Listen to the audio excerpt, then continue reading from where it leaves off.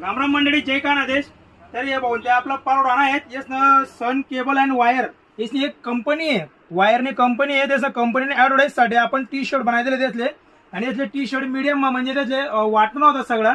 तर जवळजवळ 150 पीस बनवले ते आपला वाटासाठी। तर तेच ना सिम्बॉल वगैरे आपण फ्रंटले सिम्बॉल दिले इंग्लिश मा, आणि बॅक साइडले ॲडव्हर्टाइज कर दिले। त्याचा मोबाईल नंबर वगैरे सगळं प्रॉपर काम कर दिले।